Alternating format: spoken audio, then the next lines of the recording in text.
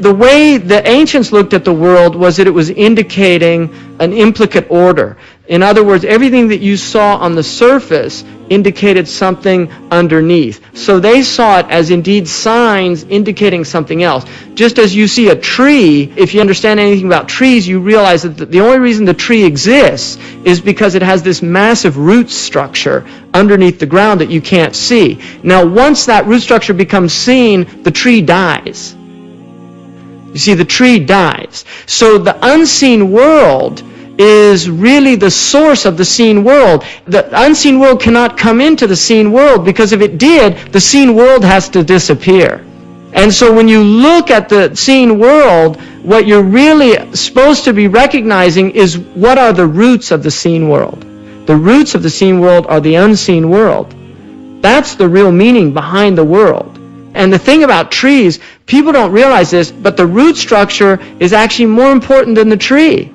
Because what trees do is they keep the earth, they actually hold down soil.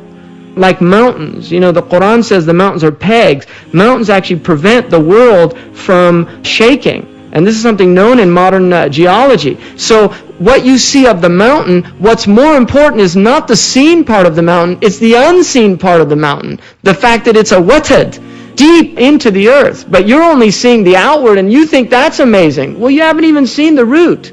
And that's why the Prophet ﷺ said that the tree that was most like the believer was the palm tree, because it didn't have any roots. In other words, it wasn't deeply planted in the material world. And yet it's this extraordinary tree that does all this wonderful, while it's here, it does all these wonderful things. So the two of them say that the modern world, see, what they say is if you went to a museum and saw a painting by Michelangelo, the question that most people going there will ask themselves is, what is the painter trying to tell me?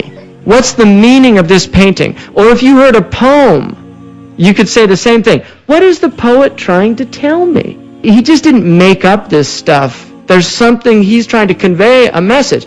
Well, what the modern analysis is not meaning. What's the painting made of? Well, it's made out of canvas. What's that material? Well, it's made out of fibers.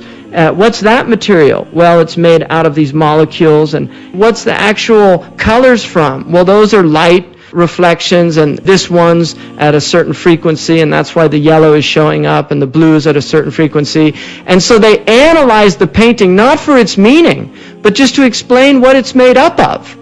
And that is the same way that they look at the modern world. They look out there and they want to just analyze everything, but they never tell you what it means. They break it down. It's to reduce things to their components. And then we feel like we've achieved an understanding of the thing. Well, if you take a human being and take out their eyes, take off their ears, take off their hair, dissect them, open up their interior, examine their kidneys and their liver and all these things, do you understand what a human being is?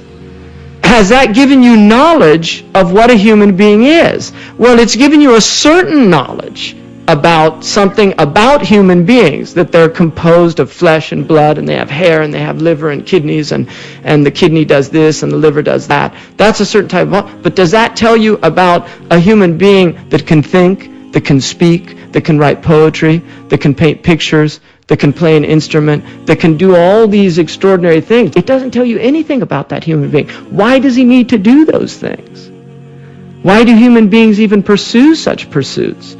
So that is the idea of trying to understand signs, is to look beyond this superficial realm. And then he gives this hadith of the Prophet ﷺ walking through a town with some companions, and he met an old and decrepit woman from one of the tribes who was making wool into thread with a spinning wheel. He greeted her and began speaking to her. He asked her if she had faith in God. She replied that she did. The Prophet asked her why. She said that the spinning wheel does not turn unless there is a hand to turn it. And the heavens cannot turn unless someone is turning them. The Prophet looked at his companions and said, you should have the religion of old women. You see, that's called Iman al-Ajaiz. That's faith. And there's another story of Fakhruddin al-Razi, who was walking with some of his students, and an old woman saw him, and she was amazed at how all these students were fluttering around him. And she said, "Who's that?" And one of his students said, "You don't know who that is? He has 1,000 proofs for the existence of God." And she laughed and said, if he didn't have 1,000 doubts for his non-existence, she wouldn't need 1,000 proofs for his existence.